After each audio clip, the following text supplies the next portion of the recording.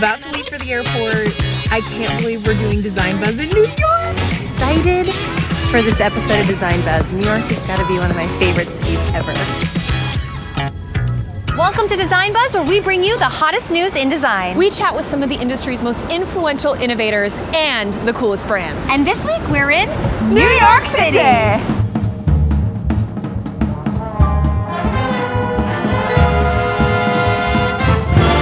We are at one of the biggest and most incredible home and gift markets in the coolest city in the world. We are at New York now.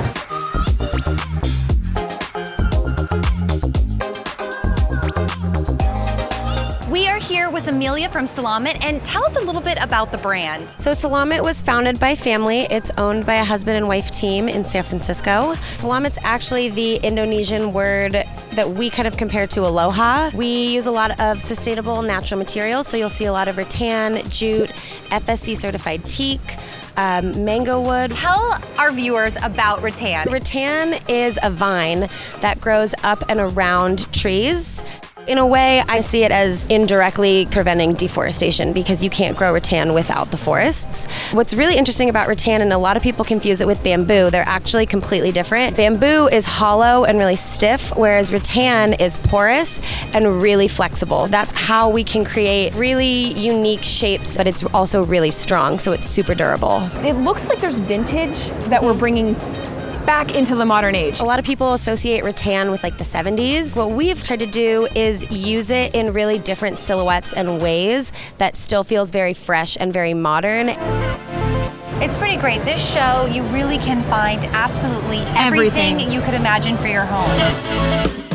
So Les, tell us a little bit about you. Tell us about Umbra. We want to know all the details. Our idea was to bring casual modern design, original design, to the new audience at that time. We're applying design to everyday items. It's still all original modern products, so we stuck to that. It's still affordable. That's been our mandate. Call this little guy a buddy hook, so he's kind of cute, you know, but he works. The newest product that I'm proudest of is called Tipsy. It tips and it moves and it's animated. It's a bird and it balances, but it's a bottle opener for your beer. Oh my gosh, creative! Tipsy makes you tipsy. Give us a little bit about your background and your career in design. I came out of the womb as like a shelter magazine editor. My first job, really at age 22, I moved to New York City to work in magazines and worked for Cottages and Gardens Publications, Elle Decor, Martha Stewart, and my most recent role was at House Beautiful as editor-in-chief for 4 years. I feel like people are kind of having this craving for like interior design that is harkening back to an older time, antiques, vintage pieces. It's the fast furniture, something that a lot of people are talking about, and then there's an under 40 crowd who really felt that antiques had a place in their life and they wanted to sort of invest in that and be part of that. Anybody talking about home in new ways, anybody presenting new ideas, anybody saying, listen, if you've been spending a lot of your money on travel or on food or on fashion, redirect that money toward the home space because it'll make you happier, I'm all for. Well, you spend your most amount of time there. You do spend more of your time and more of your energy at home, and that environment and what you create powers everything in your life. Color, I swear. I mean, paint is the easiest and oldest trick in the book, right? But it is really hard to pull off. It is so hard. It's super hard to pick, but I will tell you, it is so better to pick anything than to go bland because it takes a really amazing designer to pull off a gray and white room. You need killer architecture, you need amazing light, and you can have this sublime moment. It is actually not hard to pull off a happy pink room. It's a feeling you get, and you cannot walk into a room like that and feel dour. You have 2 small boys, I have boys. How do you live chicly with children? It's like, I feel like it's slightly impossible. I just stopped making excuses for it. I'm not gonna say sorry about the house anymore. I'm not sorry, I'm living my life. My life is a little messy, and I'm here to host you, and I have good food, and I have good drink, and the music is good, and the kids have a sitter, and we're gonna hang out, and it might be a little messy, and like, I'm okay with that. Thank you so much. Thanks, you guys, thanks.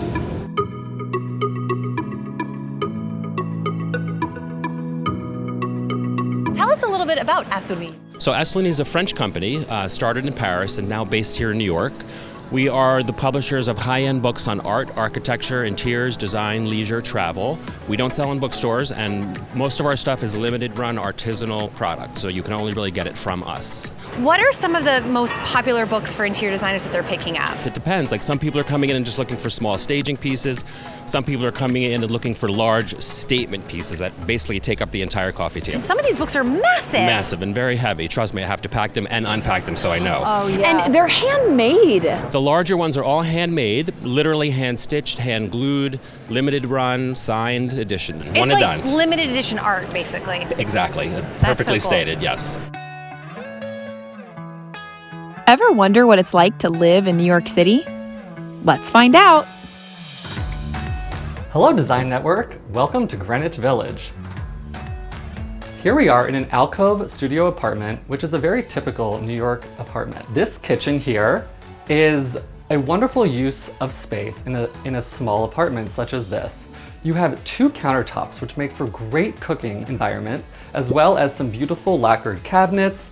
You have wonderful stainless steel European appliances, as well as a window. This cast iron window here is a perfect blend of old New York style, as well as obviously all of these brand new appliances, which are very modern. And what makes this apartment so special is that it's an alcove studio. It has a very separate private sleeping area. It provides such a nice private space for sleeping, separate from your living room and also separate from your kitchen. As you can see, the custom closets here go from the floor to the ceiling. Here in New York, you need to maximize your storage space, and these are absolutely perfect.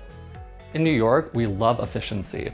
They've utilized this living dining area to create a nice dining nook right by the window, and you also have a large couch that is perfect for entertaining. I also love the contrast they did between the dark wood floors and the nice bright white walls. Everything here in the apartment has been lifted up off the floor to elongate the room and make it feel larger than it actually is.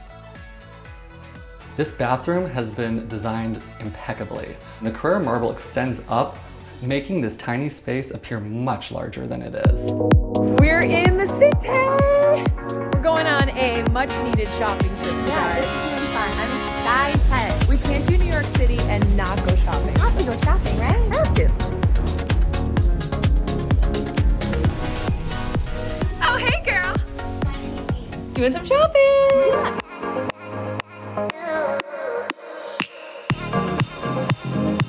We are here with some of the most amazing New York innovators and designers. We can't wait to chat with them. What is basically the biggest thing that influences you about New York? New York allows us to channel different cultures quickly. No matter the train stop, sometimes it's just a block, just walking into different neighborhoods. So the diversity amongst the different groups of people that live in New York inspire me. In addition to the architecture, I live in Bed-Stuy, and there are still a lot of traditional brownstones in my neighborhood, as well as limestone. So there's just so much opportunity to be stimulated in the city. And so when I do come back, I do appreciate having that mix. I love New York because it's a pedestrian city. So, I walk everywhere. And when you walk around New York City, first of all, the architecture is incredible. Most designers, channel a lot of that energy, and certainly I do, into my work. Are there any styles or any trends that you guys have seen over the years that in your mind are just completely timeless? Right now, I think patterns are very much in style.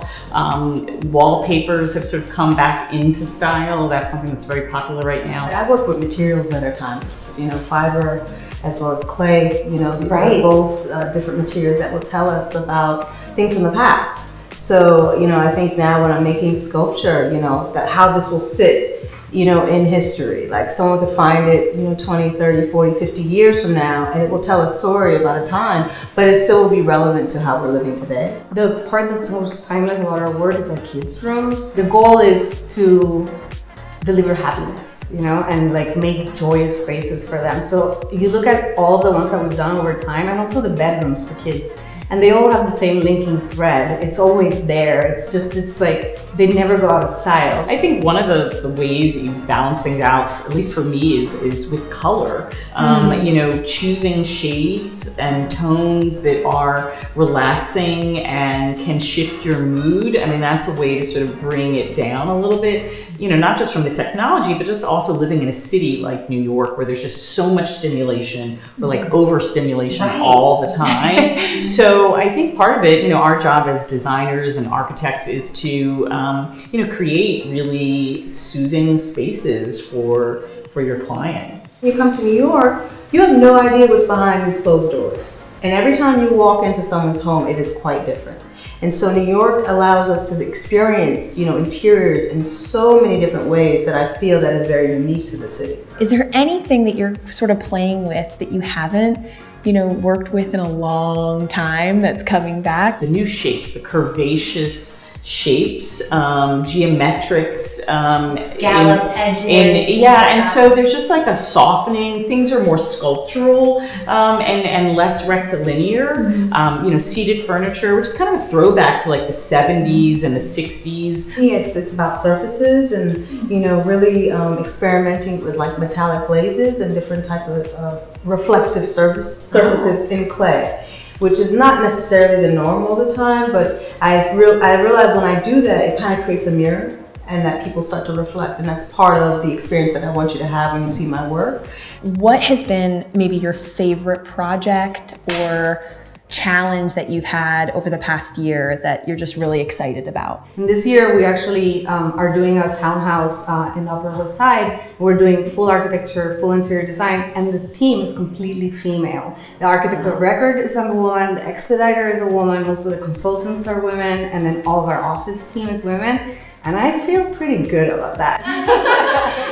I did a collaboration with a menswear brand, but we did a collaboration with Sonos. My toile design is actually on the Sonos speaker. The idea of technology and music and home and design, all those things coming together. And I think design is kind of moving in that direction, that it's not just, you know, residential design or hospitality design. It's all of these things. It's culture, it's fashion, it's environment, it's technology, all these things. So for me, that was like a really exciting project that we just did. Thank you all so much for chatting with us today. If you want to know any more about them, go ahead to their websites. I'm sure there'll be information there. Thank you guys.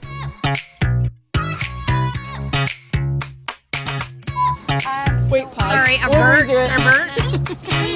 That's so great. Did you want to? Oh, no, go ahead. Sorry. You keep going. Girl, you